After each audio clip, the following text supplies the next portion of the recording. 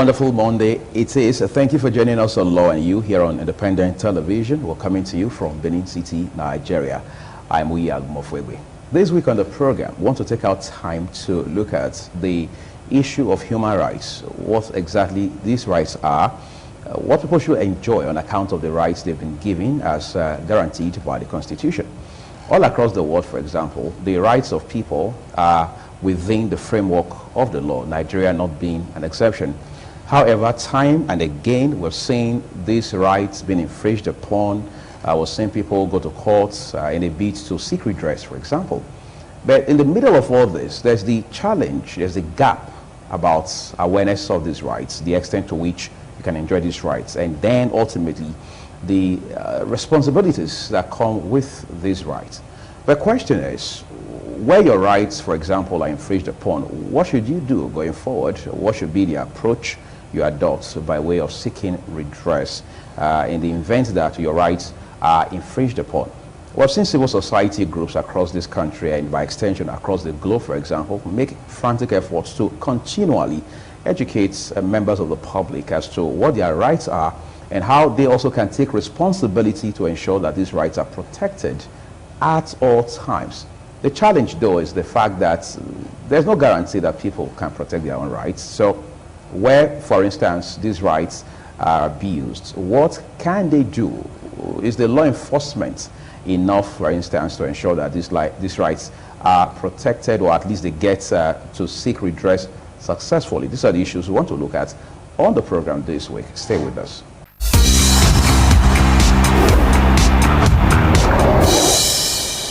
Incidentally, my guest today is someone who has been, for want of better words, on the front lines, helping people to first understand what their rights are, what their responsibilities as well, and how they can protect these rights and by extension be able to seek redress when and where necessary. Curtis Ogbebo is the coordinator of Freedom Ambassadors, formerly Revolutionary Ambassadors. Thank you for joining us on the program. Thank you, Mr. E. Thank you for having me. Okay, first, I was just wondering, just by the side, the reason you would have to change the name of your organization, which is, of course, a civil society organization, from Revolutionary Ambassadors to Freedom Ambassadors. Yeah. Okay, thank you very much. Like one of the main reasons we changed the name was basically because of incorporation. Okay. So the organization have been existing, operating for quite a number of years. We've been existing and advocating for the less privileged for about 6 years. And for this period of time, we make frantic efforts to incorporate the organization. So we're a bit denying the fact that because of the name as probably as it sounds. So we're advised, even by our legal team, that we should choose a different name. Okay. Okay. We now choose Freedom Ambassadors. But the aims and objective and the motto of the organization, our own modus of everything remains the same. Remain the same. Okay. Just the word revolution was. So you needed to choose a word that's a bit more friendly. More friendly. Yes. Thank you very much. Let's talk about freedom. A lot of persons say freedom comes at a price. There's a price tag on it. Yeah. How pricey is it? Let me start by quoting one of my greatest mentors, Nelson Mandela, blessed memory, who said that there's no easy walk to freedom anywhere. Said many of us will have to walk through the valley of the shadow of death again and again and again before we reach our mountaintop of desire. That simply means that this self-freedom is a right that is being given us either by a natural right, and secondly as a constitutional right. But for the powers that are being in the society would deny us of these privileges. That also makes Martin Luther King also quote that that freedom doesn't rose in on will of inevitability, that it comes in through what continuous struggle. So that is the essence of the civil society, of the advocacy we are doing. We continue to struggle to ensure that the rights that belong to the citizens are protected. Let's look at Nigeria today. A lot of reports about police brutality, military men abusing people's rights, flogging them, asking them to roll and turn over in water channels, several dehumanizing tasks as it were imposed on people where, for example, it happens to be maybe bad traffic somewhere in town, and the next thing you know is many uniforms show up and they are asking motorists to perform all sorts of bizarre tasks by way of, as it were, punishing them. A lot of persons, including those within your sphere of influence, civil society, have come to say that, look, this is a classical instance of human rights violation. Is there any way we can address some of these issues? Because they appear to be very huge problems. Yes, it is very unfortunate. Human rights violation is a major challenge for us as a developing country, most probably like in Nigeria, as it were. We from the civil society background, we see a lot of these things on daily basis. It is no longer new to us. It is not just the military aspect alone. The police and majorly security agencies in general tend to violate on the rights of the citizens on daily basis.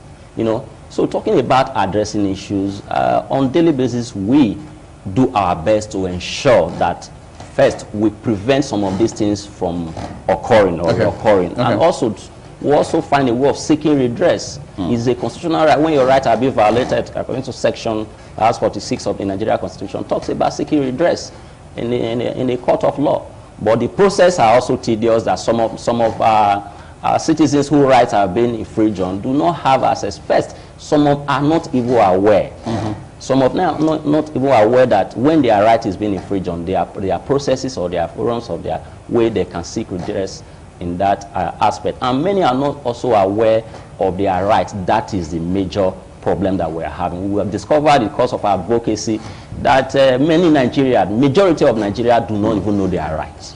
That's a big problem. It's a very big the issue of rights awareness, because if you do not know your rights, for example, it means the possibility of protecting those rights becomes very slim. All right, then in that case, you're wondering. I mean, incidentally, we all cannot be lawyers. Yes. So what do we need to do to be aware of our rights in any case? Okay. First, before I address that issue, the first one that was raised, talking about military violation. Yes. The military is secondary. The agency or the section of the security agency that tend to violate human rights more is the police. Why is that? Because they interface more with members of the public on a daily basis. Okay. 90%, if not more than, of the arrests being made by police do not follow laid down procedures. That, for instance, there are instances that the police or security agencies will have to probably have a warrant of arrest or search warrant before they can carry out the task. For majority, as we were together before we came to the studio, I also received a call how someone was picked when coming out from his gate. Are you getting it? So we do not, it's a very big challenge. Let me make reference to an incident that occurred some time ago, because you make reference to similar issue of the military brutalizing civilians, probably on the checkpoint and on that, or hold up. Around Sapleru some time ago, though the later was later referred to the 4 Mechanized Brigade, and it was addressed that a colleague of mine, a comrade, a member of my organization, was around that a bad spot around the Sapler Road after a bypass.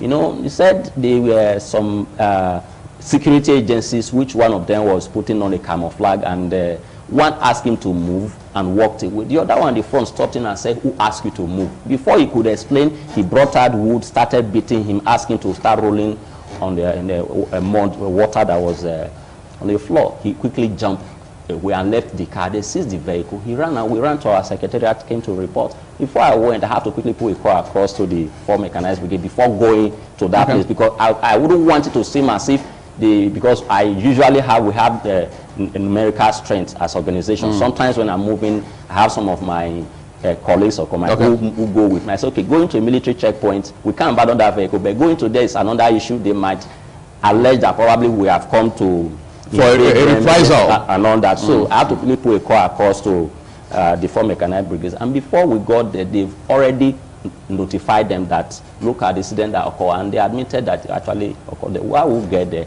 before we got there, the team leader there told us that they have called them from the office. So we just took the key and drove the car away. So later they invited us to come over to the office, and it was addressed at that level. So on daily basis, citizens, face these challenges. Is it not possible that you, as it were, up your engagement with the law enforcement authorities. Yes. Isn't there much we can do along that line? Yeah, we have been doing this over time. You know, sometimes when we raise issues, what they normally tell us are human rights, we find of destroying their images when we raise this alarm on this issue of human rights violation. In terms of synergy, because one of the things my organization does is we synergize with government and government agencies, most especially the security agencies, for the security and welfare of the citizens. So we have in different forums met with the security agencies, mainly the police. I have met eventually all the commissioner of police that have come to this state. I have met some of the AIGs. I have written letter. We have met with DPOs, and all that. We will continue doing our best, and we'll now discover that it's a foundational problem.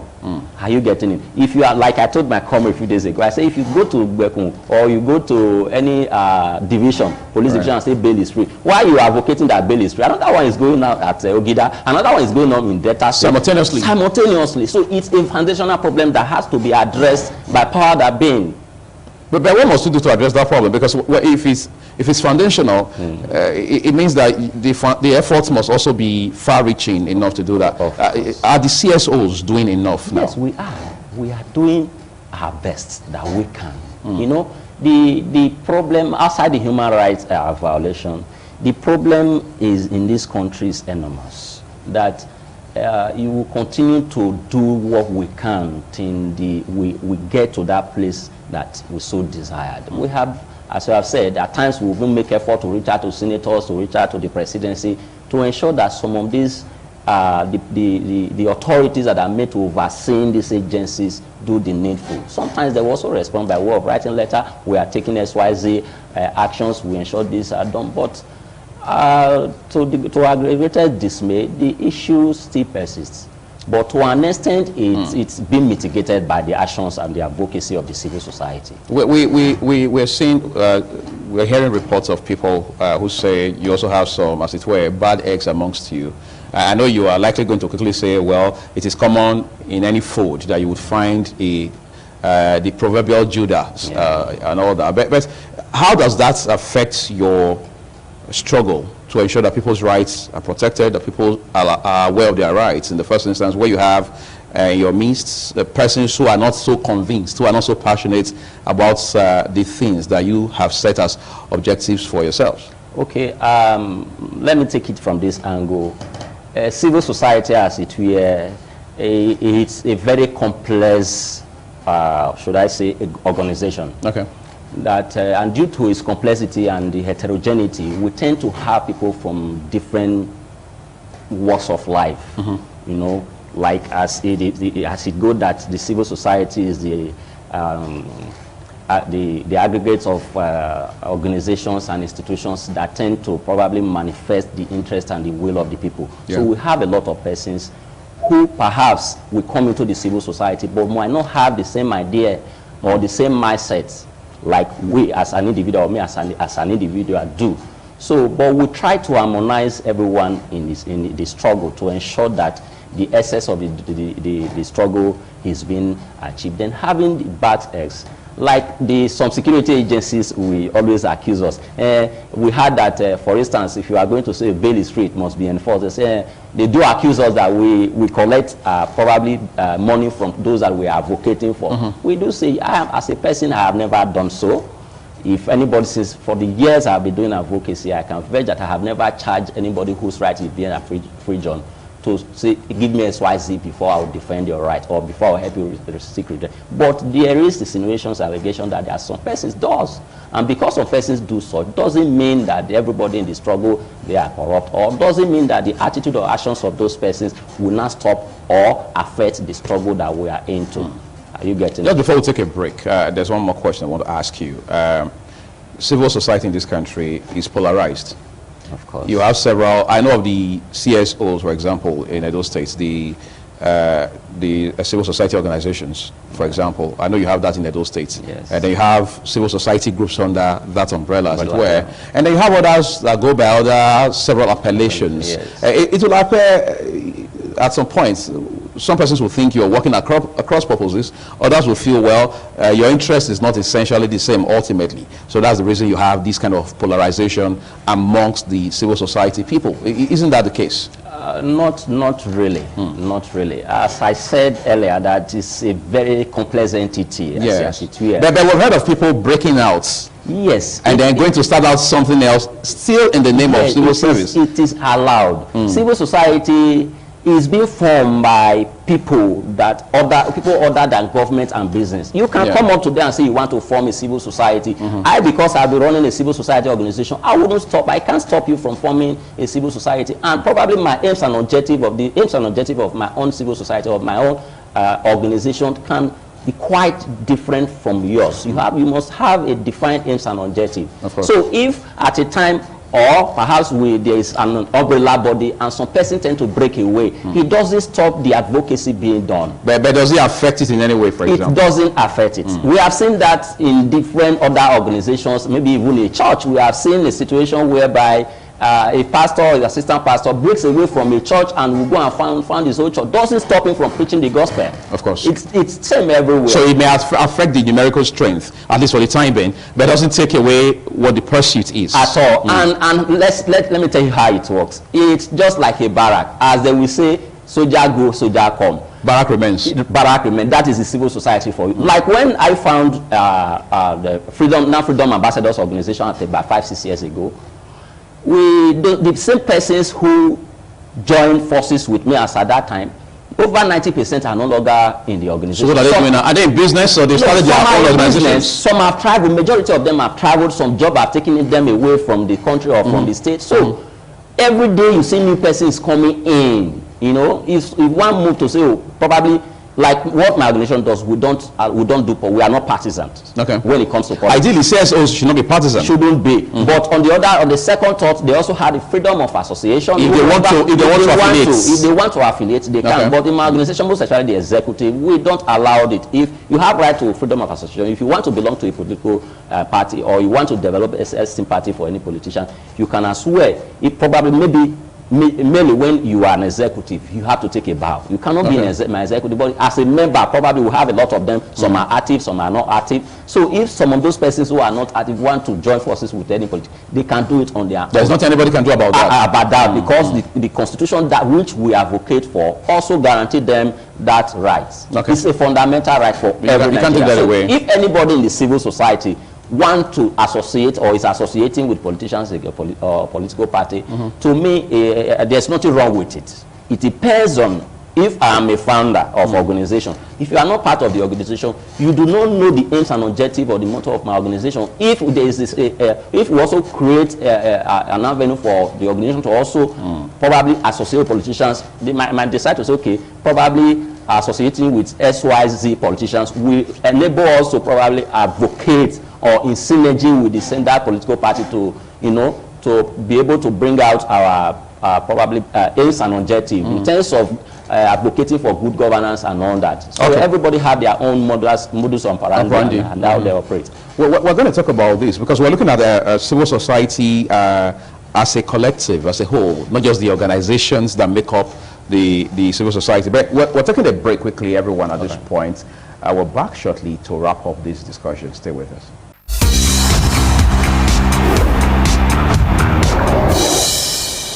Yeah, Curtis, I'm going to ask you this quickly. We've seen instances in this country, real time, where, for example, a state government, or sometimes even at the federal level, says, let's interact, let's interface with organized, the way you have organized labor, let's interface with organized civil society. And then, of course, you have a handful of representatives, those representing the civil societies, show up for that kind of meeting. The idea is to brainstorm and profile solutions to certain critical issues of national interest.